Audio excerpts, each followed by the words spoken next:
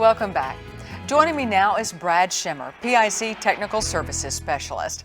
Brad, earlier we talked with Juan Carlos about how to determine Gilt eligibility for breeding. Now we want to talk about the breeding itself and understand that you have 5 areas that you want to focus on that produce good farrowing rates. Number 1, heat detection. Why is that so important? So heat detection starts with understanding how the sow heat cycle works. Farrowing rate is determined by the farm and how easy it is for them to find the actual animals in heat at the right time.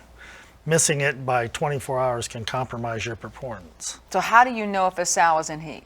There's early signs that she's coming into heat. You'll have swelling of the vulva, mucus discharge, she'll pin her ears up, and you want to use a heat check bore. One that's smelly, got a lot of activity, and just don't want to lay in the corner. Now, how do you actually find the females in heat and know that they are ready for breeding? So we put heavy pressure on their back, and I was always taught be the bore.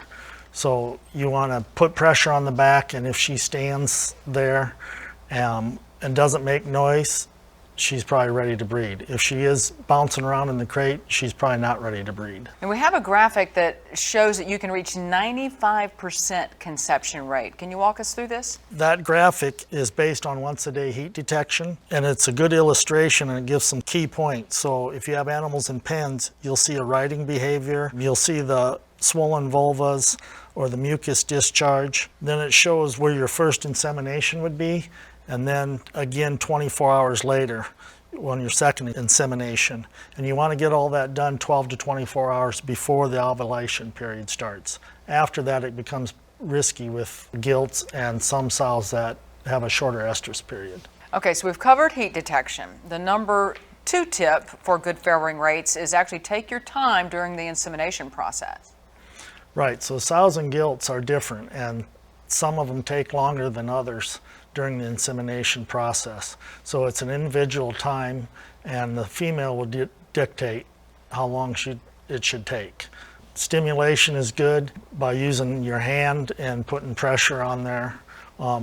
Gilts are kind of a special group, and they got to be treated as such. And so the 3-minute average might take a little longer, and it might not be good enough. And you always want to remember that semen backflow is an indicator that something's wrong. The third factor, semen quality? So proper management is critical.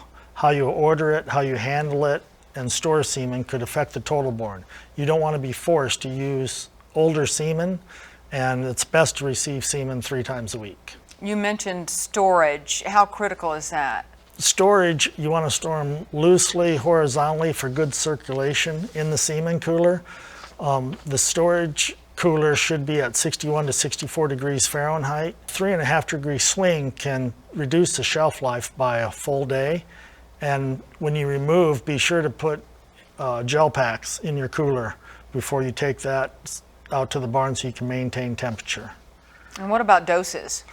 So doses that are going to the breeding barn should be on a one-way street, meaning you're going to know how many animals you have to breed because you've already done your heat checking, so you know how many doses to take out, and you don't want to bring any doses back. All right, so no back and forth there. Very good information. So the 5 factors to successful farrowing rates are pay attention to heat detection, take your time, remember semen quality, focus on feed management and body condition, which we will discuss in our next session next week.